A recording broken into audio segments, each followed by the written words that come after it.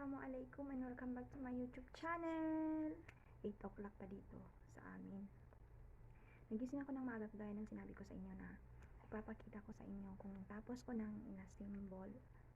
Tapos ko nang kinabit ang aking Boya microphone at saka Gorilla Pad. Wow! Ito siya guys, yung sinabi ko na gagamitin ko sa aking pag-vlog. Yan, kunwari nilagyan ko siya ng cellphone, ganito. Ito siya. Ititesting ko siya ang vlog ngayon. Ituturo ko kayo sa aming bahay. Sa bahay ng amo namin. Kung saan kami nandito. Ipakita ko sa inyo. Kasi nga wala naman tayong mapuntahan na lugar. Dito lang tayo sa loob ng bahay. Mag-ikot-ikot. Kaya yun lang. Yun lang ang naisip ko guys na dito na lang muna sa loob ng bahay. Ito lang may ipapakita ko sa inyo. Kasi hindi naman ako makalabas ng basta-basta. Kaya yun muna guys ang ipapakita ko. Gagamitin ko itong nabili ko sa online. Gorilla Pad. At saka Boya microphone. Gaya ng sinabi ko guys, itong microphone, kaya siya may ganito. May balahibo, parang balahibo ng pusa. Ewan ko kung anong balahibo. Meron dyan. Sabi nila ito yung protection sa hangin. Pag nagbablog tayo, kahit sa labas, malakas ng hangin, hindi mapupunta sa sound ng ating video ang hangin. Kundi, dito siya, ito yung protection niya. Tapos ito naman Gorilla Pad, tawag nila Gorilla Pad, Octopus Pad. Ewan ko kung ano, basta.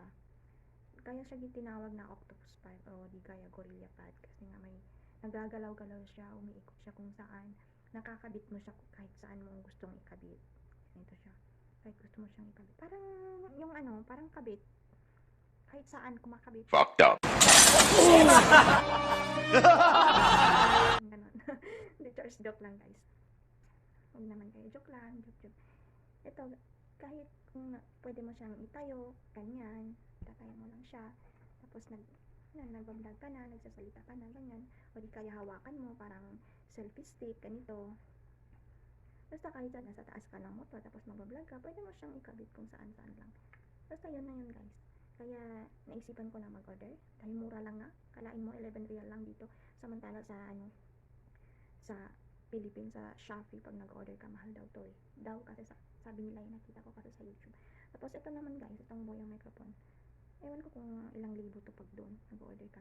Dito mura lang, sa noon nga nag-order ako, kaya hindi ko na pinapalagpas ang pagkakataon na order ako nito kasi nga gusto ko mag-vlog ganyan. Yun guys, susubukan ko na siya ngayon. Ituturo ko kung saan kami nakatira. 2 years and 6 months dito kami nakatira sa bahay na to dahil walang katapusan na pag-uwi. A few moments later. Yan guys, nakabit ko na siya. Ito na yung gamit ko ngayon. Kung makikita nyo, bakit may mga karton, kung ano-ano dyan. Dito ako sa stock room guys.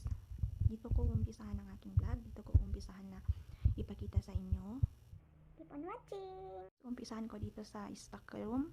Itong stock room guys, dito namamlansya ng mga damit. Dito rin nagsasampay. Dito naman sa bed na to, dito naglalagay yung mga damit na gustong i-plansya o di kaya tapos ng plansya. So ayan, may mga karton-karton, mga yan. Sa hospital, tapos may mga tamar. Yan. Dito. Kaya nga guys, stock room talaga siya. May mga kaldero, lahat-lahat na, mga vacuum. Yan, panghugas sa labas. Sabon, dito na siya. Dito guys, tingnan nyo guys, ang mga sabon ng yung sabon dito guys, sako. Hindi kagaya sa Pinas, sachet lang tayo kasi nga mahirap. Ayan guys, dahil may mga, kung mapapansin nyo dito sa stock room na to, mga kaldero, mga yung mga ginagamit ng pang picnic, pang dry picnic, yan ang mga gamit dito. Ganyan lang, nakalapag lang siya kasi nga mahilig mag-picnic yung mga amo namin, yung kapatid ng alaga ni Mr. ko. Tapos may mga folding chair, ganyan.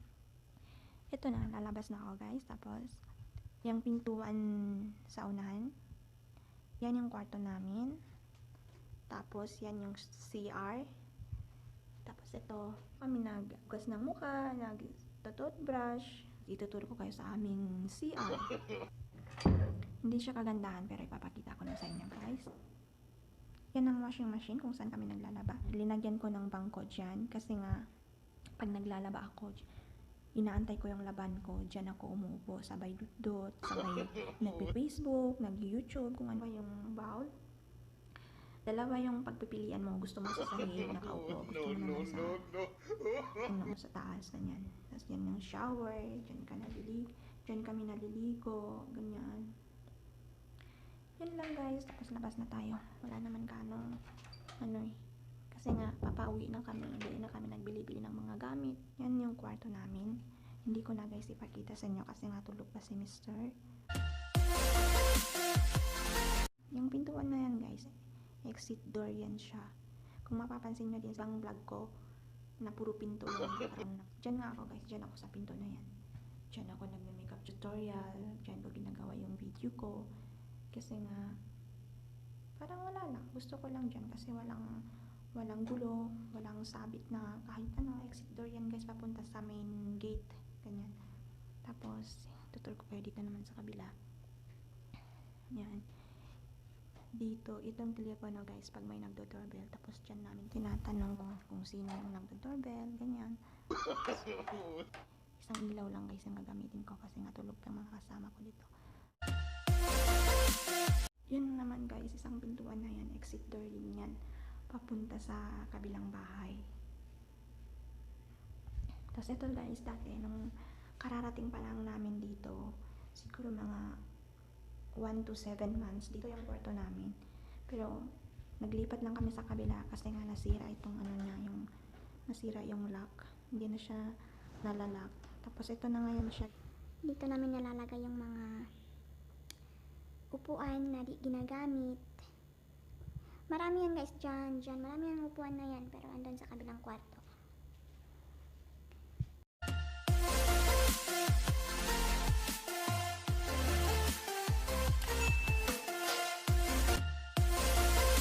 Dati pa, nung naging kwarto namin to, may picture dito, ipakita ko sa inyo. Yun guys, ewan ko sa alaga ko. Ano na ang bike niya, dito niya lang iniiwan. Kasi nga yung bahay dito puro stock room eh. Stock room na lang siya kasi nga walang amo. Kami lang tatlo yung nandito. Door papunta sa kabilang bahay. Kasi yung bahay dito guys, isang building, may 6 na pamilya sila. Kami sa first floor, kabila, sa tapat ng pintuan na yan, may isang bahay din. Ganyan. Tapos yung sa gitna, elevator, tapos hagdan. Diyan ako dumadaan pag pumupunta ako sa trabaho ko. Kasi nga yung trabaho ko hindi dito. Diyan sa second floor. Sa kapatid ng alaga ni mister ko. Doon ako nagtatrabaho.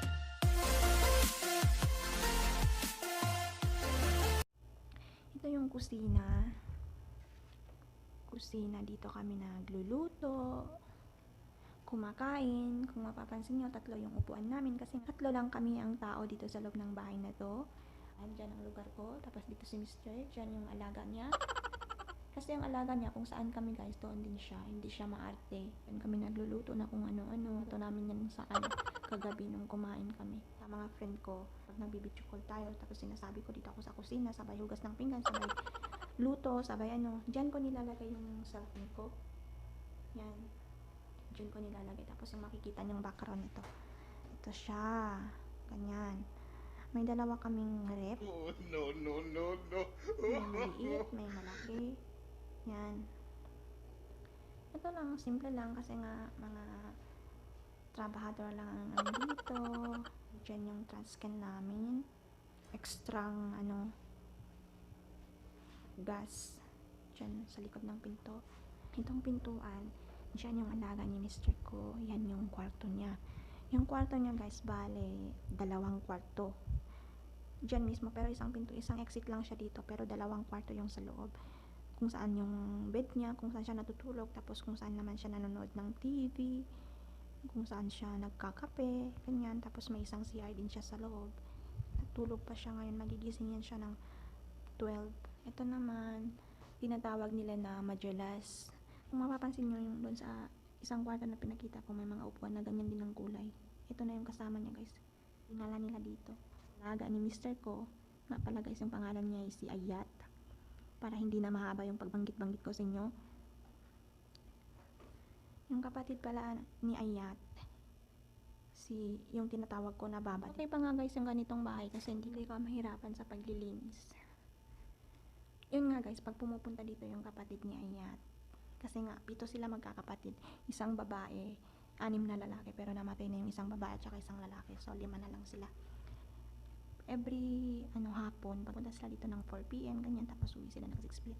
Dito sila umuupo, umiinom ng tinatawag nila na gahwa. Diyan sila nagbabanding-banding magkapatid. Everyday talaga guys, maliban kung may mga emergency sila, may mga ginagawa sila na importante talaga, hindi sila makapunta. Yan guys, tapos kung makikita nyo, may isang pintuan dyan. Palabas din yan. Pala guys, yung tinatawag ko na baba, yung kapatid ni Ayat, kapatid ng alaga ng mister ko. Doon ako nagtatrabaho sa bahay niya. Siya yung nagpapasahod sa akin. Pero si mister ko, syempre yung alaga niya nagpapasahod sa kanya. Pero lahat-lahat ng pangangailangan namin, si Baba din ang nagbibigay. Siya ang nagpapasahod sa amin, galing din sa kanya yung pera. Siya ang naghawak ng pera ni Ayat. Lahat-lahat siya ang naghawak. Siya ang bumibili ng mga gastusin dito sa bahay. Siya din ang bumibili ng kung may mga sira dito. Siya yung nag-aasikaso ng mga papers namin, nagre-renew ng mga passport namin. Diyan ako umupo, tumatambay. Tapos diyan naman si mister ko. Diyan si Ayat.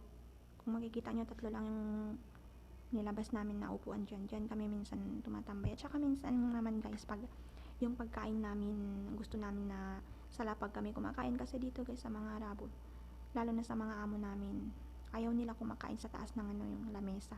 Gusto nila yung sa sahig. Kaya kami, ganun na rin kami guys. Naglalagay lang kami na tinatawag nila na supra, yung parang plastic, cellophane, ganyan. Tapos dyan kami kumakain. Minsan naman dyan, sa sahig. Diyan ako umupo guys, kasi nga sinosolo ko yung wifi. Dito guys, alhamdulillah, free wifi kami. Yan, 3 lang kami gumagamit niyan. Kasi ang alaga ni mister ko, may iPad din siya. Tapos, syempre si Baba din na lang nagbabayad. Yung pintuan niya yung pinakita ko sa inyo kanina na isang pintuan na palabas mula doon sa na yan, sa Majalas. Bahay na to guys, puro pinto eh. Tapos ito siya, exit door yan. Tapos ito, may CR. Ito yung CR nila. CR pag ng mga bisita. Yan. Yan, simple lang kasi nga mga puro lalaki lang naman ng mga busita dito eh. Yan sila naghuhugas ng kamay, naghudo pag prayer time. Yan, ang salamin. Dati may isang salamin yan dyan. Kinuha ko, linagay ko sa kwarto. Yan, kung saan yung tatapon sila ng basura. Lalo na pag may mga bata pumupunta dito. Kasi si Baba, marami siyang anak. Yun ang tinatawag ko na alaga ko, yung anak niya. Punta tayo dyan sa na yan, sa isang kwarto na yan. Yan, para majalas din siya guys. Yan. Yan siya.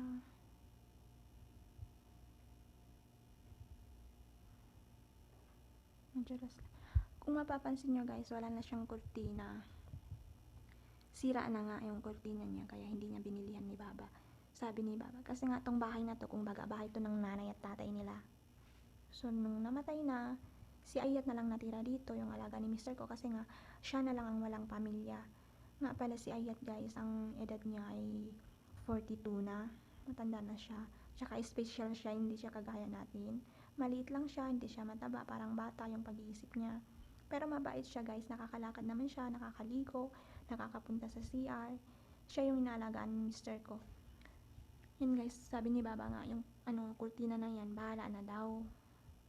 Kasi itong bahay na to, bibilihan din daw ng bagong natapon na lahat ng mga gamit dito.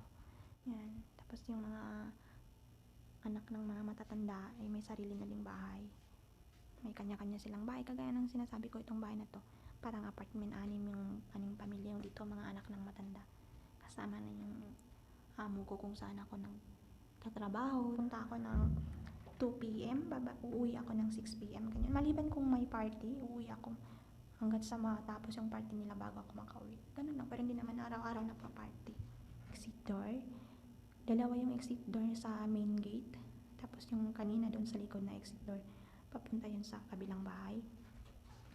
May gate din yun guys, mini gate doon. Yun guys yung pinto kanina. Tapos ito, lalabas tayo papunta sa gate. Oh, mainit ng araw. Yun guys, ngayon lang ako nakalabas ng maaga. Yan yung gate. Kung nakikita nyo, may vlog ako na kinunan ko si mister ko ng video, dyan siya. Tapos ito na yun. Yan, dyan kami nagbibisikleta, nagbabike paghapon. Kasi nga, yung alaga namin minsan, alaga ko pala, pupunta sila dito, nagbabike sila, tapos yan, hihiraman namin dyan kami naglalaro. Minsan pag taglamig guys, dito kami nag-ihaw-ihaw tatlo, yung alaga ni mister ko. Dyan sa gilid. Maglalapag kami ng mga upuan, tapos mag-ihaw-ihaw, kakain kami dyan.